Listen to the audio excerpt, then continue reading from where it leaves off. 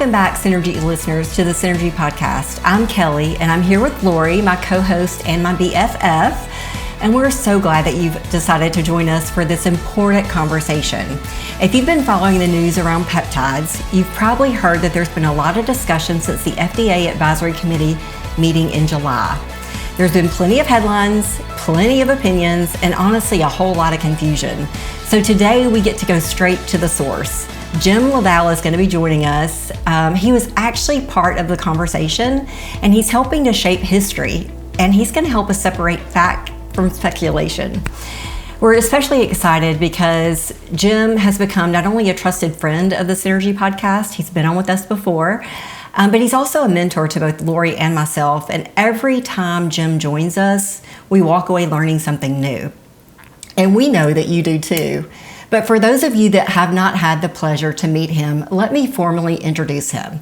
Jim LaValle is a globally recognized clinical pharmacist. He's a board-certified nutritionist, and he's one of the leading voices in integrative and precision health.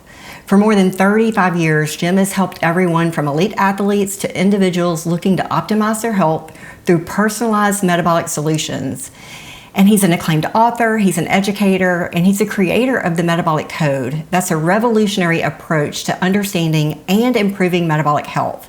Today, Jim is going to give us an inside perspective on the FDA Advisory Committee meeting on peptides and what was actually discussed, why it matters, and why healthcare providers, patients, and anyone interested in peptide therapies should be part of the conversation.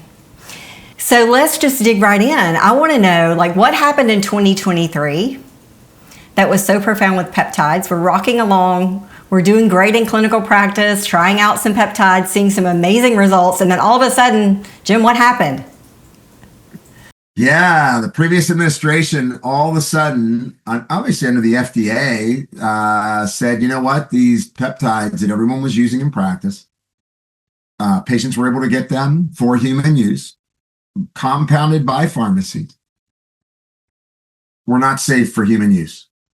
And there was no reason to say, oh, they're being used, but we have all these issues or reports of people, having trouble or adverse events or safety signals, but it was just nope.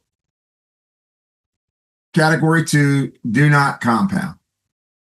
So I had to go up, and after that happened, the first time I had to go and testify for PCAC, Pharmacy Compounding Committee, we tried to get some peptides back onto the list. TA1, for example, which already had human studies on it. It's already an approved drug. Not quite understanding why that would be so dangerous if it was already an approved drug. But that didn't go so well. Actually in 2023, I felt, I didn't go, I don't think I went there prepared enough to understand how vehemently FDA at that time was going to argue against it. And for whatever reason, right? I mean, it's like that whole thing of, new ideas don't get accepted, old people die sometimes, right? So who knows? Nothing against them, but so then what happened as a byproduct of that? Well, people were getting results from peptides and their doctors weren't supplying them. Now, some docs continue to do that through the gray market, which I, was like, wow, was a little risky. But the bigger pharmacies that were kind of the reputable standards in the US, they chose to follow legislation and not make products that were no longer for human use. And that was to do that was a huge financial hit for those companies. But they chose to follow the law. So what happened was the gray market appeared, right? The ability to order peptides online. The word was out by them that, hey, these are really helping. These are great. Gee, I'm not achy anymore. Wow, my immune system's better. All the things that we really loved about peptides and their ability to help us get people better quicker. And so they started buying them on their own. And the problem with that was quality control wasn't there. They weren't for human use. They said research use only, or not for human or animal use. And hundreds of millions of dollars a month were being spent by consumers on buying peptides that they sourced themselves. Yeah, and still, I mean, that's still going on. As of today, that's still going on. Yeah. Absolutely. Still going on. Still going on. And as they say, desperate people do desperate things. Back to what you said earlier, they had profound impacts in such a favorable way. People were having tremendous improvements in function with them. So they didn't want to go without them. So they were going to figure out a way to get them. And that's right. And that was part of the reason for the PCAT meeting this time, was to get this understanding of the FDA really doesn't need to get between the patient and the healthcare provider. A patient that's informed and wants to try something that's off-label, and a provider that's willing to write for that and inform the patient and track them, they should have the right to do that if the compound that's being made in a 503A, which is basically a pharmacy that makes things for individuals, can make it from an active ingredient that has a history of use. You can identify the molecule, so you can test it to see if it is what it says it is. If there's historical data, and then the safety signal, while helps a lot, wasn't necessarily a bold requirement. But the point being is the raw materials needed to be tested. And so what happened was a lot of these lab grade peptides, they didn't really go through the for human use kind of studies that shows you that it makes it safe. So they ended up with, forever chemicals in it, right? Trifluoroacetate, one of the compounds you use to make it, really not good to inject in your body. Not a good thing. Endotoxin. So endotoxin is one of the biggest disruptors to your immune system. So you inject endotoxin, it can cause big problems, but it can also be life-threatening. And then was the active ingredient even in the bottle? So if you read all the reports of the last 6 months that have come out, it's justified that, these research compounds do not have to be as rigorously tested. The original active ingredient doesn't have to be tested as vigorously. And so it really left people with, boy, am I getting something good? Am I not? I know for me, chairing the International Peptide Society, I'd have healthcare providers calling me going, I had a patient just come in. They're not doing very well. They feel bad. They just started doing these research peptides. I think it's it. What can I do? I said, well, do you have a bottle to go get it sent out? I mean, I don't know what to tell you because I don't even know what's in the bottle. I don't have an idea. And that started happening more and more. And so the whole thing of going to this, trying to get these to be validated again, basically, for PCAT to say, yes, they can go on there. Now it's still not done. You still got to get final FDA approval on this. But for the committee to do it was because, do we really want people buying things that are considered dangerous drugs? Anything you inject in your body is a dangerous drug. Do you really want to have people buying things that they can inject in their body online? I mean, nobody's research only. I mean, they don't have a lab EIN corporate number saying they're a laboratory, right? They're so I think that was, in the end, I think that's what created this. The taking away created the monster. Mm-hmm. And the solution was the monster. For the monster is to create a legal way for healthcare providers to feel like they're allowed to write for these things and not be in jeopardy, for patients have the right to get them, and for pharmacies to be able to provide a quality end solution or whatever dosage form it's in, but that it is what it says it is and it's made safely. And we love having those in our hands as a clinician in practice, being able to use something. But when patients are coming in and they're telling us they're getting it from XYZ pharmacy online, it's research grade, we have no idea how to even follow that patient safely. And then what we're doing on top of that, right? Treating them with hormones and things like that. It makes me really nervous for them, because I've even seen some heavy metal situations from research grade, lead, mercury, things like that. And so it's really a big deal, and patient safety always should come first. So, well, you're right. And what's interesting was we submitted, like all the peptides that we submitted safety data. Millions of doses in several of these were given with no adverse event reporting or minor side effects reported. And so, okay, we meet that criteria, but what was happening there, they were trying to shove it into, it should be a new drug application. So it should go through the IND, an investigational. And the problem with that is most of these have no way of being patented. Right. Nobody's going to spend hundreds of millions of dollars to get a drug approved that can't be patented. And so that's where that crux was of, no, this is compounding, and peptides are natural compounds. Your body makes them. We're compounding a product that we know the body makes. We know it helps people, and providers want to be able to provide it to their patient. And it's why the compounding laws were there to begin with, to help the individual and the provider have that relationship. When I showed one of my tactics when I first did the first BPC testimonial was what FDA supplied to the PCAT committee was evidence that these things aren't tested rigorously. Well, they used a research lab. And then what I did was pulled that from what they had submitted, and I put, well, no, but this is for human use certificate of assay. Do you see the difference in what's being assayed? Do you notice the toxins, endotoxins, adulterants, strength, molecular weight, everything's being identified in the for human use over here? Not so much over here.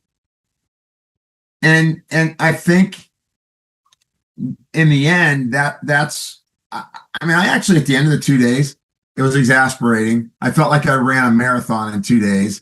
I was super jacked up. I couldn't, but in the end, I thought it was really collaborative. It seemed like there was a spirit of collaboration that took place. Whereas initially, I thought the FDA was doing what they did 2.5 years ago when I went in front of them. I was like, oh boy, are we going to be in this situation again? Mm-hmm. And instead I thought it came to a collaborative effort. I was just thinking about what happened at that meeting too, just watching it from a distance. It was pretty exhilarating, as we mentioned on the live the other night, from afar. Number one, being super excited that you guys had the opportunity to do that, and so grateful that you did that, because it was, I can only imagine even the preparation being exhausting. You probably needed some peptides for your recovery and mitochondrial after all of that.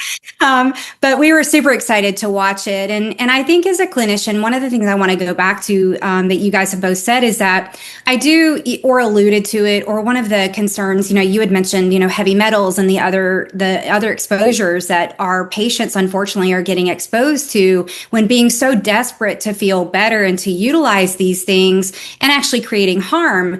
The other thing that I saw a lot is almost like a secretive nature to it too.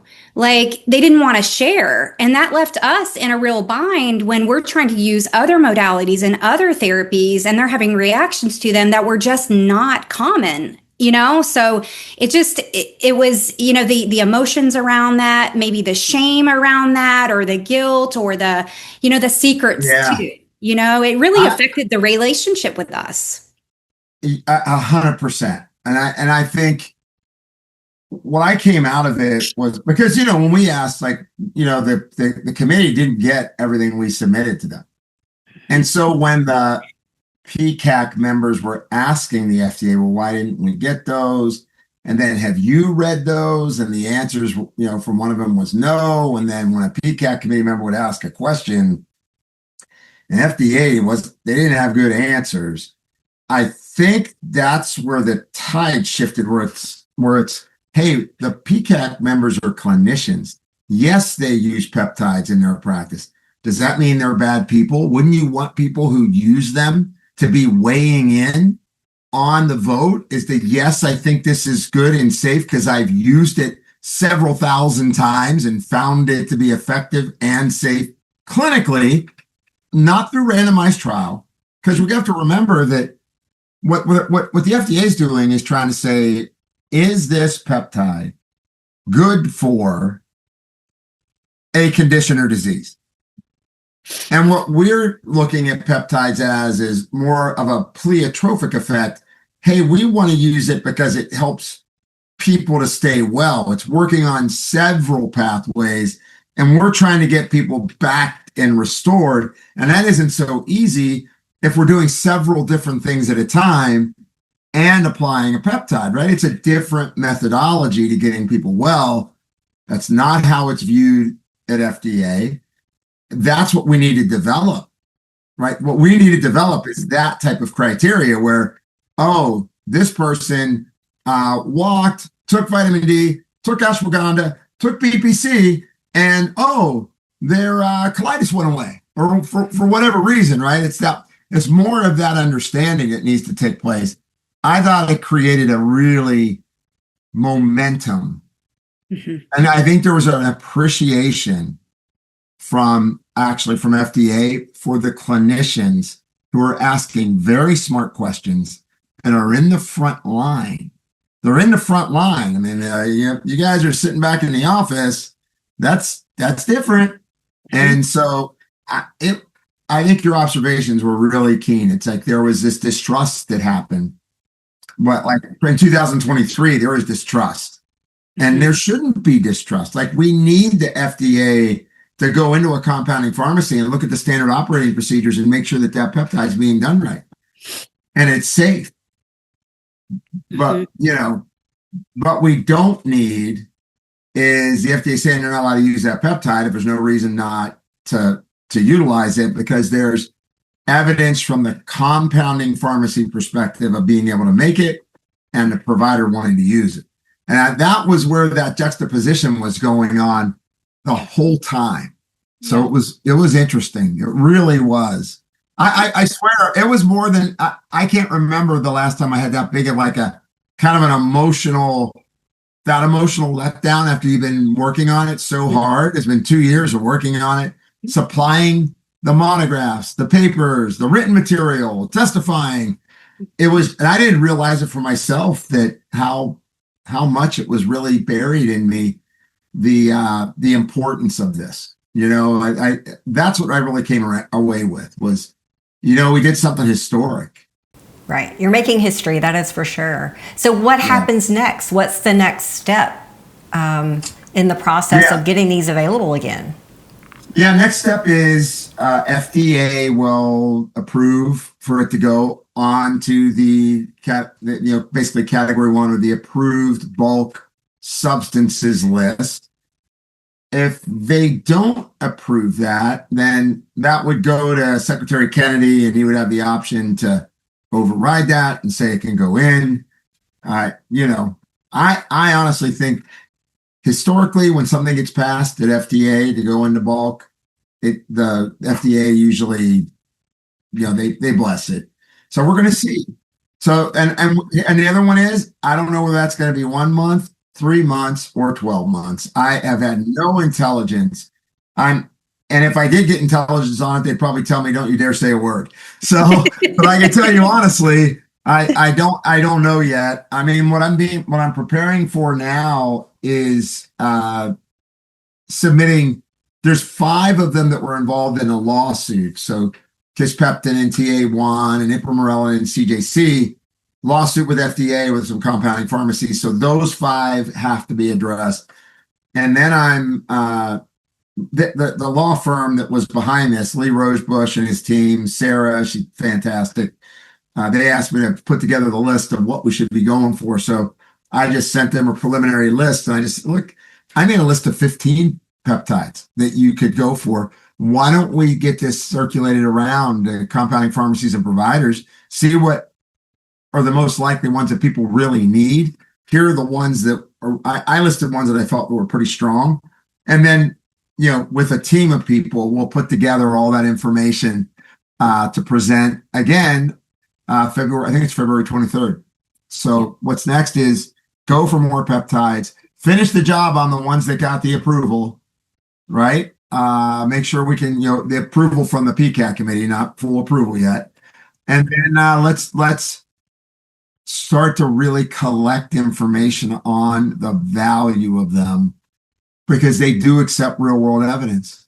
So since 2023, and we got the injectables, the non-compounded, off the list, and we couldn't get them legally or safely, there's some interesting technology that developed with being able to take some of them orally.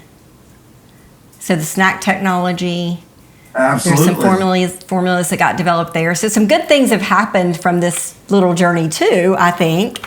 Some oral dissolvables have happened. Yeah, absolutely. Yeah. So have you used any of those, and what's your take on those? Yeah. Well, we're working with the liposomal tablet technology that, being straightforward as a part of, bringing that into the market. And because it's, basically encapsulates 100% of the active material.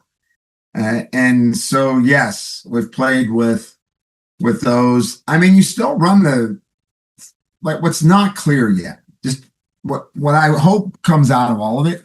BPC is a naturally occurring compound in your body. Glutathione is a naturally occurring compound in your body. You can take oral glutathione, it's a dietary supplement. You inject glutathione, it's a dangerous drug. So what I'm hoping, right? Or is it?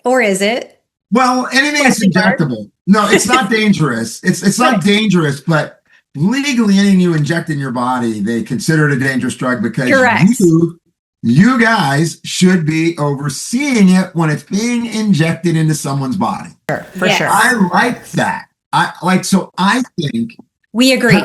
I think that peptides that could qualify. Now, obviously, GLP-1s are not going to be that, because they're a manufactured peptide. It's not a fully 100% just natural compound, unlike, say, KPV, which is a 3 amino acid peptide made in your body. BPC, same thing. So when you think of it, I hope that what happens is we get oral guidance that, hey, these peptides can be made orally as a dietary supplement. I was just at the Nutrition Business Journal Summit. Everybody's interested in that. I can tell you, it's a big topic. I did not think I was going to get that many questions asked in the hallway, and I sure did. And so one of the biggest things that you can do, and now there's this whole thing of growing out the other aspects, like there's plant peptides. There are peptides that come from, say, fish that qualify as new dietary ingredients. So I think the whole area of peptide research is going to continue to explode, right? I mean, the Gila monster venom is where GLP-1s came from. Not that you're taking venom, but that is where that research came from.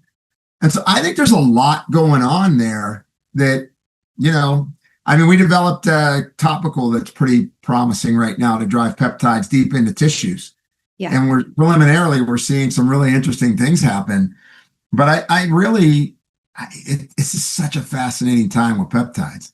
It really is. And I think, in the same respect that medications, in the way that you deliver them, right, there is a different outcome. And I think that's the question that all of us are asking is for this condition, or as you mentioned earlier, this synergy of conditions, right? Because that's really what you said. It's unlike a drug to treat a particular symptom. This is really a synergistic effect with the other things that they're doing. That's right. But in what way of delivering is the best way to do it? BPC 157 is a great example of that. I would imagine, for colitis, microscopic colitis, those types of things, I do and have seen amazing results from taking it orally. But when it comes to joint conditions, people are still getting benefit. And I don't know if this is what you guys are seeing as well, but the injectable was far better. Yeah. I mean, far better. Yeah, I agree. I think what we found with the liposome technology, because it distributes, it doesn't go through first pass effect, any of that. We got a little bit more on joints and connective tissue, but in the end, if you have an injury or you're trying to repair, the injection was the way to go. Gosh, we saw so many. I mean, I could show you guys. Well, if you have been in my talks, and you have seen, if I've ever pulled out the pictures of some of the people that we were able to do things with before the legislative change. After that, I stopped doing it. Like in the clinic, my doc stopped doing it. My NP stopped doing it. I mean, it was like, we can't do it. And that's unfortunate because, 16 million doses of BPC were cataloged with only 3 minor adverse events. 16 million? And let's face it, what's the alternative for the person? The way I look at it is most people that are in chronic pain, all right, they try doing an NSAID, successful or not, eventually they're going to get a bleed, right? You got 150,000 hospitalizations. I think the statistics is 35,000 deaths. So that's not always a good option. And then what am I going to do? Put them on opioids so they can get addicted? That's not a good option. Well, let me tell you a better story, Jim, for our listeners. In 1 week, I had 3 patients over the age of 70, all female, that came into my practice, all that had gotten steroid injections back to back to back.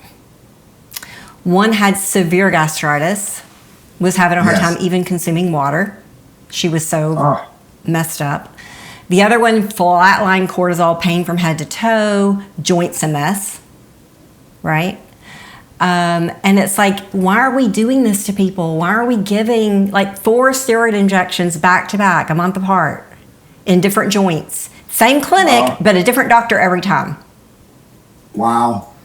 And what's really sad about that is even if you had to use the steroid, if you did BPC with it, the BPC it's going to protect the gut. Protects the gut and the actual joint. So you don't get the dehydration of the collagen matrix, right? So I mean, that's what's. I know. It's just an interesting. I think we're just living in this time of the next level of innovation in medicine. We happen to be caught in that construct that finally raised its ugly head that said conventional. Look, I love conventional medicine. I really do. The one from my brother, his life was saved by it. My father, life was saved by it. Really good. But in terms of how do I really stay well?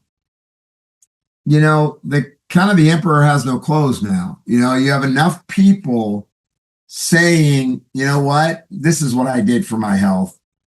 But then we have to filter out the bros and the affiliates and the influencers and, hey, put my code in, you can get my peptide stat just for you. I have the hardest time with it because they're dangerous drugs. People with licenses that are allowed to use dangerous drugs should be in charge of doing that. Yeah. That's the secret to what individualized, personalized care. Yes. Right. Yes. So, and we need to keep saying that because, they are really good, but, in the wrong toolbox or with the wrong person carrying around that toolbox, they can be very, very dangerous. And, I think that that's one of the things moving forward when we look at the 6 out of the 7 that you guys got at least to this next step, I think have a ton of great research, and we can't wait to have them back. Yes. Immediately. Well, you think of, BPC as just like, no kidding. And you know what?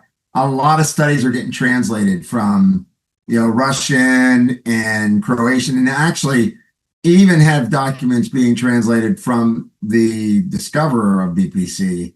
So a lot of that's starting to also come to bear. But CMAX, awesome, great for mood, great to help reestablish brain chemistry, normalcy, right? Really big. I loved all of them. that made it. I'm a huge KPV fan. All right. I mean, I don't know. I just, love KPV. So that was fantastic because there's so many people with, GI issues that are inflamed. And if you could combine BBC and KPV and allowed to be able to do that, wow. Right. Really big impact.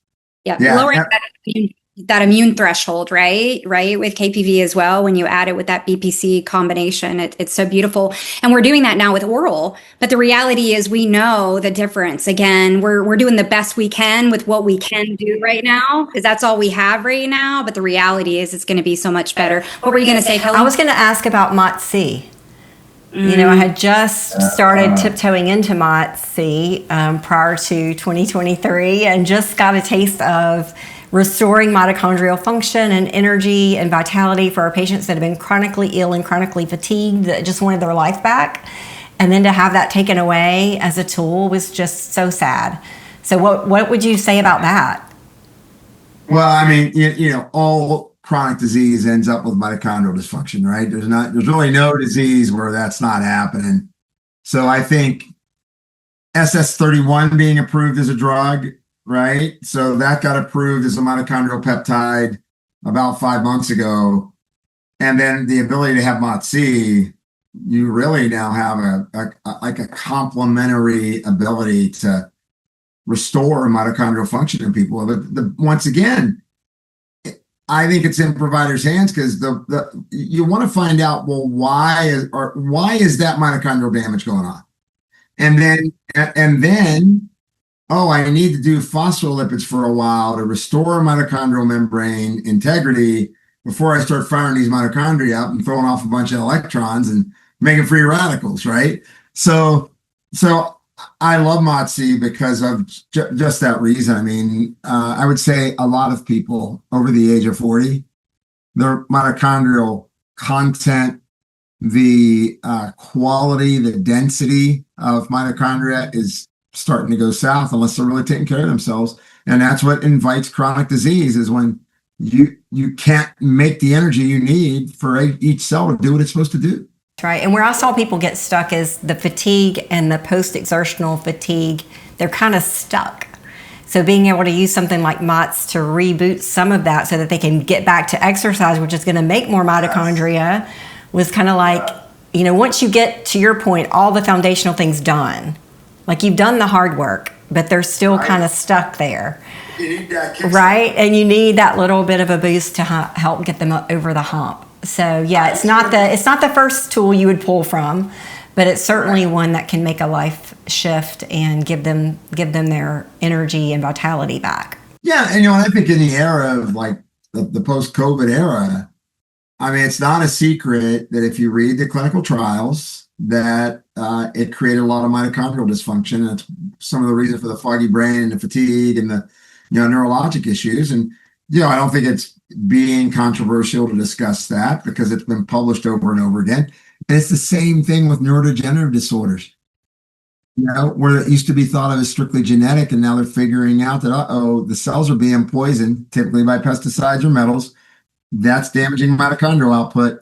You lose the mitochondria, you lose the energy efficiency of the neuron.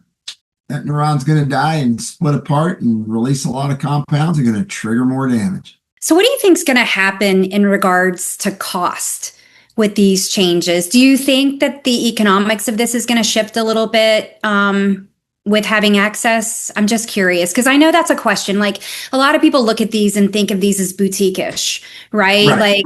Out of my ballpark, I can't afford them. And we know the cost of being sick. That's quite expensive too. But, I'm just curious if you have any insight to that. Well, what's made that hard is that when you can buy research use only things that aren't being manufactured correctly, but can be bought at a significantly lower price. Yeah. So that's one issue that's there in the consciousness of people. When I talk about the need for quality on a post, I get the research use only people, chiming in and like, it's just, part of pharma. And I'm part of safety. I saw that. Yeah, I'm about just, am I injecting something that's safe? Yeah. Which is the same discussion around, supplementation as well, right? We know that in supplements too, is that you're going to pay for quality. And I think our consumers are beginning to really they're going to see that. But still, I'm just curious if now more pharmacies having access to this raw material and the quality, will that change the pricing a little bit? The competitive nature of it, I guess. I think GLP-1s are a good example. GLP-1s being a peptide. I mean, when you think of where they started out pricing and where you can get them now, it's been a pretty big shift downward. So I do believe that it'll get somewhat reasonable. I mean, one of the issues, though, is with compounding pharmacy, they have a lot of regulation that they have to follow. So in order to make it, the amount of tests and the operating procedures they have to go through in order to guarantee it can be expensive. Yeah. And so you have to prove each validation of every dose. I mean, it's a lot. Yeah. And so I do think we have to weigh that in, that it's not being mass manufactured. And because it's not being mass manufactured, it's probably going to be a little bit more. But I look at it like, is it really, I've been doing this now 40 years plus. And my argument with people all the time is, A, what's your health worth? B, can you look around and see what other things you're doing that maybe it might curtail, that'll save you some money this month? Like maybe don't go out to dinner and spend $200 on a dinner. Right? Or don't order drinks. Don't order drinks. Don't order appetizers, which you shouldn't be doing anyway because you're eating too much already. Yes. Right? I mean, just, but I think it's important for people to assess how important is my health to me. And I know it's expensive. I mean, I understand. I think pricing will be somewhat better. I think that it's the cost of getting a compound that could be truly transformational. And the other thing is, many of these peptides you're only using for a short period of time. Yes. Yep. And I want to add something to that, is that you do, and just to reiterate what you're saying, is you get what you pay for. You get what you pay for. And we do want regulations, and we want to make sure, because even if you pay, I tell people this all the time, if you pay $1 for that supplement, and that $1, right, you have, forever chemicals, or you have glyphosate or whatever, that's the most expensive $1 you've ever spent. So to your point, quality. That is a mouthful. That is good. Yeah. Quality. It's quality. Right on. Yeah, no, I couldn't agree with you more. I mean, I don't think people realized it until the studies started coming out on the amount of lead, the amount of mercury, and remember, when you're injecting lead or mercury, it's a little bit different of a reaction than eating a piece of sushi. Yeah, right? So I think that part's so important for people to keep in mind. And I don't think the research use only market is going to go away. I wondered about that. Like, what's going to happen to that? Yeah, I think it's going to be significantly reduced. I think there'll be clandestine research use only, which may suffer higher penalties if they get caught. Like, I personally think they should just all be closed down. Yeah. If you're going to do research on a peptide, you can do an IRB, and you can collect data, and you can present real world evidence, and then short of doing a drug study, and you're able to add to the bucket list of things that we're allowed to do, right? I mean, I think it's going to be very difficult, though, to police it all, because there's so much of it. I agree. Yeah. And who isn't on Reddit? How many people? I was just about to bring Retta up, because I was like, we cannot stop this conversation without talking about Retta. I'm glad y'all brought it up. It needs to be brought up, because it's every single day, and it's friends, and it's like, and I'm on, and I'm like, ugh. I'm on RT3. So talk about what is Retta, for those of you that don't know. It's the latest GLP-1. It's called a triple action agonist. And look, the data's great. Lilly has, put millions and millions of dollars into doing their research on retatrutide. And it defats the liver, helps with weight loss better. there's just significant benefits for retention of lean mass. So it's also going to be very expensive. I think they're trying to make it a biologic right now, so that would preclude anyone from compounding it. But in the research use only side, it's everywhere. And there's a part of me that goes, Lilly did spend a lot of money making that. So I think you should, even though they're the big empire, right? I mean, I'm not, but I still think compounding pharmacy should be allowed to compound it if they truly are doing it 503A, individualized because of dosing. Now, I also believe that the big pharma companies got wind of that, and now they're making multi-dose, containers that you can do, titrated dosing. So but I can't believe how much how many people, how much of it is out there. People will just come up and go, "Hey, I'm on Retta." Yes, and they're getting it from their gym. Right? A guy. They got it from a guy at the gym. or their spa. I mean. Yeah, I got a guy. No, it's pretty unbelievable the amount of peptides that are going out through the gym world, actually. And it's because they get an affiliate link, they hook up with a lab, and they're making real money. But let's be honest here. Like, I think and this might have to be edited out. So I'm just going to call it because, I'm just very transparent. Sorry. But, I look at the news because, we shouldn't read the news. Honestly, we have to take more adaptogenic herbs and all of the things to calm us down after we watch the news. But, you watch the news of so-and-so that just killed over dead, yesterday, young guy this who you would never expect it. And in my mind, I can't help that the first place my head goes is, what are they mixing? What are they using? Who's not monitoring them? And it crushes me. It hurts me to watch because it's all in many respects, it's all in the name of getting healthier. I feel better. I'm getting it from a guy. I mean, that guy would never do me wrong, right? He's doing it too. You hear me? And it's sad. It's really sad. And I've just seen it. I've just seen so much lately. Oh no, I know. I think it's because so much of it is being used and there's attention to it. There's awareness finally, and there should be. I mean, I think more people need to hear exactly what you said. Yep. They're mixing drugs. They're mixing peptides. They're not monitoring hormones. Yeah. I know. Yeah.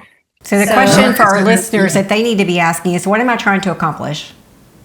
Right? With whatever plan you have developed for yourself, for your wellness plan, what am I trying to accomplish? To Jim's point earlier, many of these peptides are designed for cyclic use, not to be on continuously. I think GLP-1s are kind of in a category on their own because obviously some people need to stay on those long term. But most peptides are for a purpose and for a time in the season to accomplish a specific goal.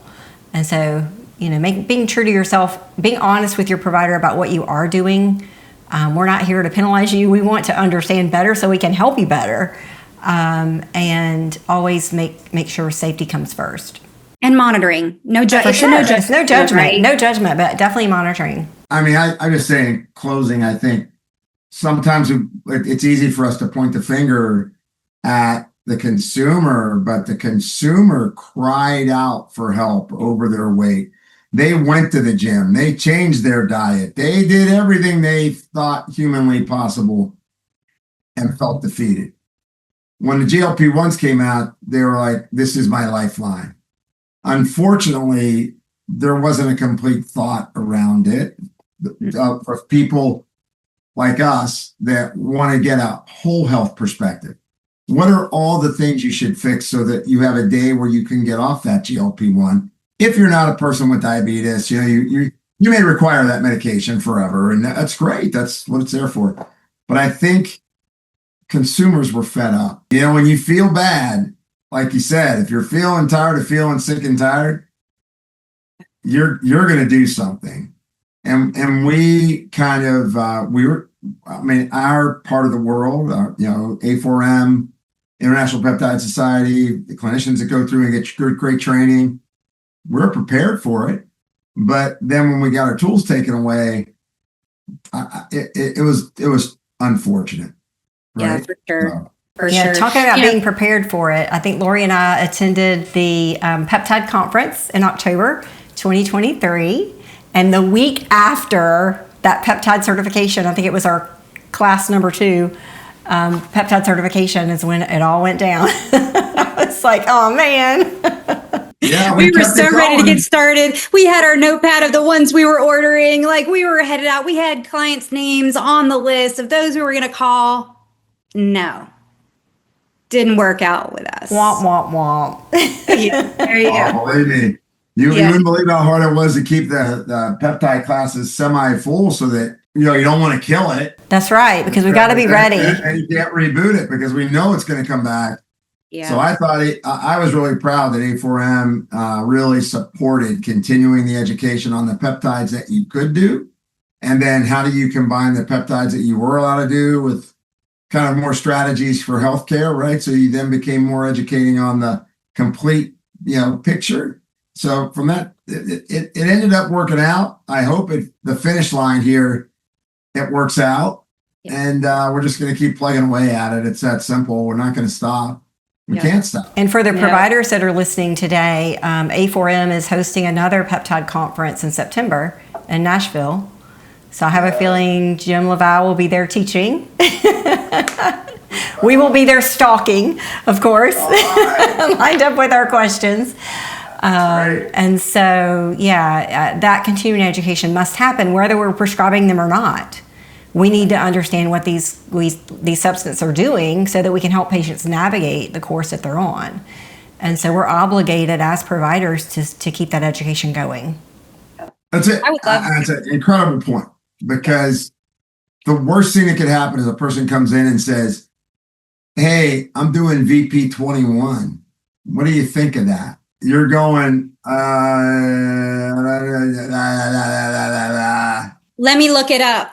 Yeah, right. I mean, it's so important to just be up on it so you can talk about it with them and, warn them of the potential risks. Yeah.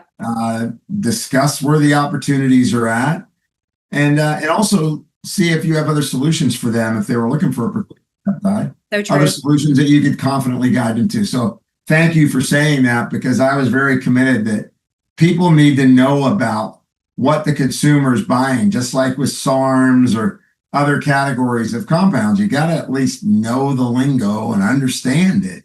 Yeah. Well, and in the traditional world, what they're not up on, they're always down on. And you know what I mean? So I do think it's really important that we don't automatically be down on something that we don't have awareness. And that's a default pattern, honestly, in most of the traditional world. I wanted to make sure that in some of the time that we have, because I know we don't have a ton of time, I would love to do almost like this, like quick answer for a few conditions. Let's go. So I would like to, Kelly and I can call out a few conditions and what would be your most promising peptides for the conditions. So this is going to be a little bit of a brain challenge because I know we didn't necessarily plan for this, but I've been thinking about it. So we had a person ask specifically about neuropathic pain and chronic pain, and you alluded to it on the live the other night. So I wanted to circle back to it. If you had to say the most, 2 or 3 or 1 promising peptide for chronic pain and or neuropathy, what would you say? Neuropathic pain, ARA 290, chronic pain in the joints and shoulders, BPC, and then combine it with TB 500 and or KPV. The other one for pain, opioid mechanoreceptor peptide, otherwise known as MET and Enkephalin. That's awesome. All right. So muscle preservation. Okay, wait, go. Yeah, you can go. Go for muscle preservation. Okay, so muscle preservation, I go PEG MGF, mechanical growth factor. The secretagogues, I think, are really good. And then the up and coming one is follistatin, which is a myostatin inhibitor. So it keeps your muscles from breaking down and signals your muscles to start growing.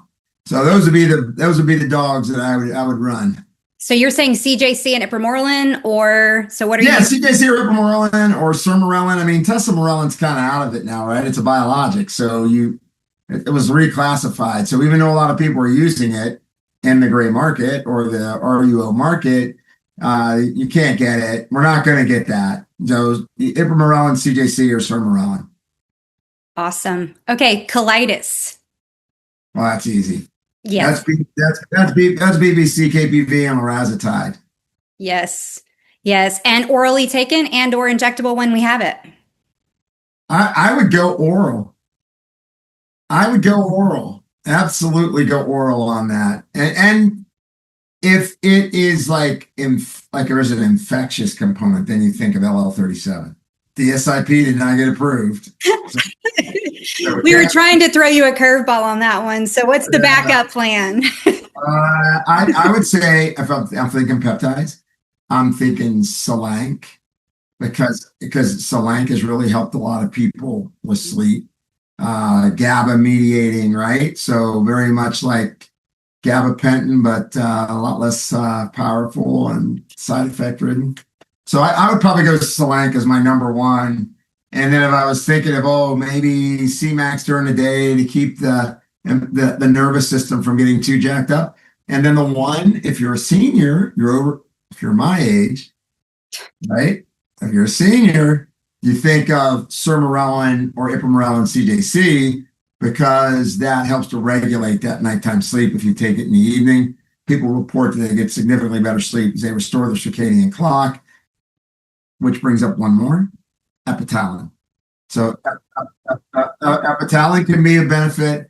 Typically, I've used epitalin in more the traditional way, 10 to 20 days every 6 months. More and more people are using it more on a chronic basis to help just that, chronic circadian disruption. So I want to switch gears for a minute in our last minutes left, because we know that you walk the walk and talk the talk, and you may be a senior chronologically, but you are certainly not a senior biologically. I know your wearables are telling you that you are younger than your actual age. We should ask your telomere only imagine. So what do you do? What's your strategy for overall health and wellness, and then peptide use on top of that? Well, thanks for asking. I move. So this morning I put a weighted vest on. I did 20 minutes on my stair climber, and then I did another 15 minutes of interval sprints on my assault bike. Tomorrow I'll do some weights. I try to make sure I'm moving. Stretch, move, all that stuff's good. Second, I always make sure I'm trying to eat better. I mean, I'm very committed to eating whole foods, less ultra-processed foods. I'm not going to tell you that I never have a cocktail and I never have a glass of wine, because I actually enjoy that. But I don't do it a lot, right? It's not something I have to have, but I like it. I try to sleep. Like, if I can get to 7 hours, I'm amazing. But I'm usually good at 6 hours and 30 minutes. But, I really try to make sure I rest, try to power down at the end of the day. Product-wise, right now I'm doing our testosterone LPT. So I'm doing a liposomal tablet of testosterone. I'm getting great numbers with that, and I'm tailing it every day, so it's following a circadian pattern. I do that. I'm currently using tesofensin because I like the way I feel on tesofensin, and it helps me with appetite. I am on aged garlic extract. I take magnesium. I take synapsin, which is ginsengicide R3. I take Landkind salidroside because it's a 98% salidroside, so it increases my endurance and stamina when I'm doing all these crazy workouts that I'm doing.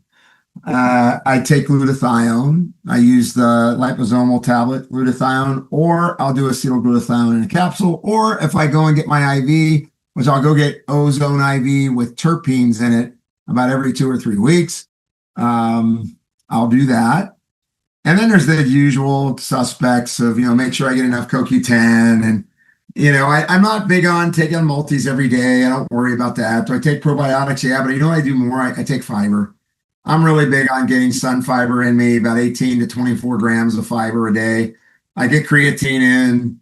I use something called Aquatroph in the last 4 months. Just full stop. My son's company has that. But $25 million in research, myostatin inhibitor, regulates GLP-1 and GLP-2, and upregulates IL-10 in the gut. So it's got a lot of these positive things that I like. And I have found that I feel really good on that. Peps, it's interesting. I'm very selective about my peptides. I use them more as I need to use them, not because, this is what's going to keep me young.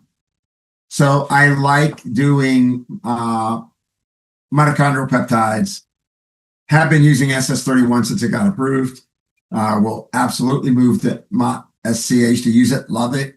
So I think mitochondrial peptides are important, but I do them intermittently. I don't need my mitochondria to run like a racehorse all the time, spewing out free radicals. So I do intermittency on those. I do epitalin twice a year for 20 days because I do believe that we need to regulate our circadian clock. BPC, I have a reserve stash that I knew it was coming, and even though it's kind of old, I had a tendon kind of minor tear, and it really was bothering me. And I injected some BPC, and it's like I dealt with that for 3 weeks. It happened with like getting off my boat, and within 3 injections, my hand's 90% better. It was for human use, froze it, brought it out. I know I wasn't supposed to, but I have to have another way of keeping that around because as you do get older, you can risk injury easier. So that's kind of it. If like cold and flu season, I can't wait till TA1 comes back because every 3 days I'm going to do a little bit of TA1. I'm all over that. I don't think we're going to get cerebrolysine. If we got reliable cerebrolysine, I would really like that. But there's a new peptide coming out that I know I'm going to be on called P6C. P6C generates new progenitor cells in your brain. And it was developed by the doctor that discovered entangled tau. Yeah, this is going to be a biggie. So yeah, P6C. It's actually oral. So listen, I love that you started out with the lifestyle stuff. In your description, you started out with the lifestyle stuff. That's your foundation. That's what you live by day in and day out. And I love that. Well, if you saw my recovery room, you think, okay, now the guy's a little waggy. I've got a recovery room too. I got my infrared light in. I got my PEMF. I've got a biocharger. I've got a CO2. You get into the CO2 suit, and I fill it up with carbon dioxide because actually carbon dioxide creates, through the Bohr effect, creates more oxygen than doing HBOT. Wow. So if you're healthy, so I've got that suit going on, got my infrared sun with red light going on. Oh my God, it's crazy. Listen, you're in light company though, because we're all about recovery rooms. I think so many people are all about the activity, and granted, we all need that. You spoke about that, but we need recovery. And in a world of just, busy, go, rush, most people are not doing those things. So I love that you have a recovery room. That's awesome. I do too. And that's what I heard in all of your statements and what you were describing is your ability to recover is your superpower. You know what? It really is. People wonder how I could go so hard because obviously you guys have seen me. I can get on stage and talk. All day long, 3 days in a row, it doesn't matter. And in between, I'm proctoring classes. And I think it's because I keep my batteries charged because I respect that your body needs to recover. And I think a lot of people, to your guys' point too, a lot of people miss it. They just miss that. And I think it's key. You got to turn that brain off. One of the biggest things I did is I stopped doing work after, usually it's actually after like 6:30, but at the latest it's 7. I never look at stuff. I want my evening to be calm, quiet. I live on a lake, so I want to look at the water. I want to bring that parasympathetic tone in, balance out my brain. I measure my HRV with a Morpheus strap. I trained that, so I make sure I'm not overtraining. But yet I don't worry about wearing. Sometimes I'll wear a bunch of them because I got to lecture on it. I got to teach people about wearable devices. But I don't freak out about wearable devices. I want to use them as a tool. That's right. Yeah. Cumulatively, probably on here today, we have at least 9 of them on ourselves. Totally, if not more. But to your point, that's really good because you can't manage what you don't measure. And when we are working with people, it's important for us to be exploring it and living it ourselves, right? How could we coach people to the lifestyle if we're not living it ourselves? So thank you for being such an awesome example of all of that too, and speaking to it, because everybody wants to know, what's Jim do? Because they say the same thing. It's like, what's Kelly do? What's Lori do? So that's awesome. Well, thanks for being on here today. We will definitely see you in September. Thanks for always giving everything 110%, just in being a pioneer and just doing what you do. Keep doing it for us. Keep being our voice. We need you out there, and we love that we get the first up to dates. Like we get the news when it's fresh off the press. Yes, you do. You just ask. You just have to ask for it. You know I'm with you guys as soon as you call. We love it. Awesome. Well, we will see you soon.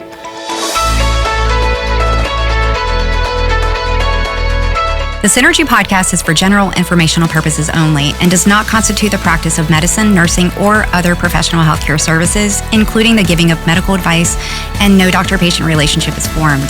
The content of this podcast is not intended to be a substitute for professional medical advice, diagnosis, or treatment. Users should not disregard or delay in obtaining medical advice for any medical condition they may have and should seek the assistance of their healthcare professionals for any such conditions.